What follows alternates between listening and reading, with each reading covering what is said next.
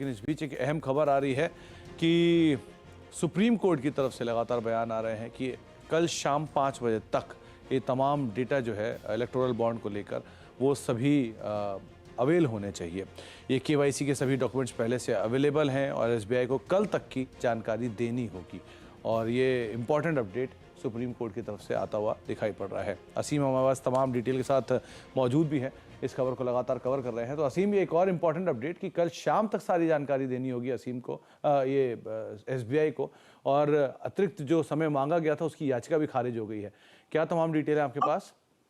जी सही कहा। सुबह जो एसबीआई है उसने सुप्रीम कोर्ट में एक याचिका दायर की थी और कहा था कि जो इलेक्टोरल बॉन्ड का डाटा है वो अलग अलग स्टोर किया हो और उसको मैच करने में कम से कम 4 महीने का वक्त लगेगा। इसीलिए सुप्रीम कोर्ट से कहा था कि हमें जून तक का एंड तक का वक्त दे दिया जाना चाहिए। आज जब सुप्रीम कोर्ट में इसकी सुनवाई हुई तो सुप्रीम कोर्ट ने कड़े शब्दों में एसबीआई को फटकार लगाई। सुप्रीम कोर्ट ने कहा कि जो डाटा है केवाईसी का ग्राहक का वो ऑलरेडी उपलब्ध है। 29 ब्रांच के अंदर ये डाटा 29 ब्रांच के अंदर ये बॉन्ड बेचे गए। उसके बाद ये सारा डाटा मुंबई की सेंट्रल ब्रांच के अंदर भेजा गया और एसबीआई का ये कहना कि अगर इसको कंपाइल करने के लिए 3 से 4 महीने का वक्त चाहिए तो वो गलत होगा।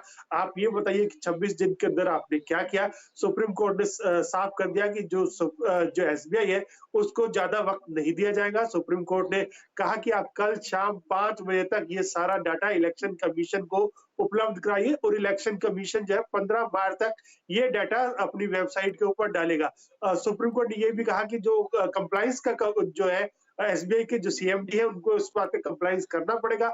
हम उनको इस कंप्लायंस के नोटिस के ऊपर भी रख रहे हैं, ऑलरेडी कंटेम्प्ट के नोटिस के ऊपर रख रहे हैं। अगर वो कंप्लायंस नहीं करते तो उनको सीधे सीधे नोटिस जारी हो जाएगा। तो यानी कि अब एसबीआई को इलेक्ट्रॉन बॉन्ड का डाटा देने के लिए कोई भी अतिरिक्त वक्त नहीं मिलेगा। एसबीआई को कल शाम को 5 बजे तक ये सारा डाटा इलेक्शन कमीशन को जमा कराना होगा।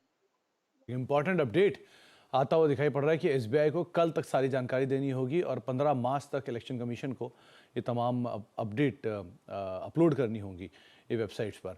तो ये इंपॉर्टेंट अपडेट असीम की तरफ से आता हुआ दिखाई पड़ रहा है। असीम, आगे भी आपसे हम इस पर बातचीत करते रहेंगे। बहुत बहुत शुक्रिया हमारे साथ मौजूद रहने के लिए और अभी इस खबर के ऊपर हमसे चर्चा करने के लिए। लौटते हैं वापस मार्केट्स के ऊपर। मार्केट्स में प्रेशर बरकरार है और स्पेशली ब्रॉडर मार्केट्स के अंदर बरकरार है प्रेशर। करीब 1200 साढ़े 1200 शेयर तेजी के साथ कामकाज कर रहे हैं बीएससी पे और यही जो आंकड़ा है डिक्लाइंस का वो दुगने के आसपास का आपको बीएससी पे दिखाई पड़ेगा। तो mid cap small cap day लो के आसपास है। एडवांस डिक्लाइन में 500 शेयर तेजी में 1800 शेयर बिकवाली के साथ सो फार कामकाज करते हुए दिखाई पड़ रहे हैं और एज वी स्पीक जो दबाव है वो और एक्सटेंड हो रहा है, इसलिए डिक्लाइंस आपको एक ऊपर की तरफ जाते हुए दिखाई पड़ेंगे। 1800 के आसपास के डिक्लाइंस अभी पहुंच चुके हैं। आशीष बहेती हमारे साथ मौजूद है जिनसे हम बातचीत करेंगे मार्केट्स को लेकर भी और आशीष जी से बातचीत करेंगे इंडिविजुअल स्टॉक्स पर भी, कुछ सेक्टर स्पेसिफिक भी उनसे बातचीत होगी। आशीष जी नमस्कार, स्वागत है कार्यक्रम में। पहले तो मार्केट्स पे ही आपका एक टेक चाहूंगा कि इंडेक्स आज फिर होल्ड है, बहुत ज़्यादा कोई सेल ऑफ नहीं है, वहाँ दायरे में ही कामकाज है, लेकिन ब्रॉडर मार्केट्स के अंदर स्लोली एंड स्टेडली आपको वाइप आउट दिखाई पड़ेगा कैश मार्केट में। कैसे रीड कर रहे हो आप मार्केट्स को? Good afternoon Sumit ji. Yes, index में अगर मैं बात करूं तो निफ्टी में एक बैलेंस आउट हो रहा है, बट अगर बैंक निफ्टी की बात करूं तो यहाँ प्रेशर क्लियरली विजिबल है। 1% के करीब अभी ऑलमोस्ट डाउन होने आ रहा है और 400 पॉइंट गिरावट देखने मिल रही है। अब प्राइवेट बैंक्स का अगर डेटा देखेंगे तो इनमें कहीं भी स्ट्रेंथ नहीं है। आज कोटक में वापस बिकवाली देखने मिली, इंडसइंड में बिकवाली है। तो हमें लग रहा है कि मेजर ड्रैग जो आ रहा है निफ्टी में भी वो बैंक निफ्टी के कारण आ रहा है। बाकी जो सेक्टर्स है निफ्टी में वो थोड़ा थोड़ा कंट्रीब्यूट कर रहे हैं। आज आईटी में आप देखेंगे तो हल्का सा एचसीएल टेक टीसीएस में एक बाइंग इंटरेस्ट बना हुआ है। तो बैंक निफ्टी में वीकनेस है। हमें लग रहा है बैंक निफ्टी में इन लेवल्स पे एक बार शॉर्ट पोजीशन बनाई जा सकती है। निफ्टी को एज अवॉइड ट्रेड करना चाहिए क्योंकि ओवरऑल निफ्टी के वीकली चार्ट्स में अच्छा खासा स्ट्रेंथ है। तो निफ्टी में इन लेवल्स पे शॉर्ट करने की सलाह नहीं है, लेकिन बैंक निफ्टी में एक शॉर्टिंग पोजीशन किया जा सकता है। जो स्टॉप लॉस मेंटेन करना हो आज के डे हाई के करीब का एक एसएल मेंटेन करे 47,800 का। हमें लग रहा है जिस हिसाब से गिरावट है वापस एक बार शायद बैंक निफ्टी जो है अपने जो 20 डेमा है उसके पास टच कर सकता है। तो 47,000 का फर्स्ट टारगेट, 47,000 46,850 के सेकंड टारगेट के लिए इसमें पोजीशन बनाई जा सकती है। तो फर्दर एक्सटेंड हो सकता है थोड़ा सा सेल ऑफ। डे लो के आसपास यहाँ पे कामकाज कर रहा है निफ्टी बैंक और यहाँ पर जो प्रेशर है वो प्राइवेट बैंक की तरफ से आ रहा है। ये बात सही कही आशीष ने कि कोई भी स्ट्रेंथ प्राइवेट बैंक में नहीं दिखाई पड़ रही, इसलिए आप बिकवाली करेंगे 47,000 के टारगेट्स के लिए 47,800 का स्टॉप लॉस मेंटेन करेंगे। आशीष, लास्ट टाइम जब हमारी बात हुई थी तो आपने निफ्टी बैंक को वीकनेस में डाला था और ये कहा था कि निफ्टी को कोई ना कोई सपोर्ट देने आ जाता है, तो वहाँ पर आप इतने बाइस नहीं हैं शॉर्ट साइड पर। अभी भी क्या वही आपका टेक रहेगा कि यहाँ पे स्ट्रेंथ फिर भी रहेगी निफ्टी बैंक के कंपैरिजन में? निफ्टी में कोई ना कोई टॉर्च बेरर बन रहा है। आपने देखा कि एक रिलायंस ने वन वे कंट्रीब्यूशन दिया था निफ्टी में, टीसीएस का कंट्रीब्यूशन भी अच्छा आ रहा है इसमें, और ऑटो टू व्हीलर और ऑटो सेक्टर में भी अच्छा बाइंग इंटरेस्ट बना हुआ है। तो निफ्टी में डिप्स पे खरीदारी की सलाह है, लेकिन सिलेक्टिवली बैंक निफ्टी में शॉर्टिंग अपॉर्चुनिटी ढूंढा जा सकता है। तो निफ्टी बैंक में शॉर्टिंग अपॉर्चुनिटी की ज़्यादा दिखाई पड़ रही है। स्टॉक स्पेसिफिक कहाँ पर आप लॉन्ग हो, कोई शॉर्ट?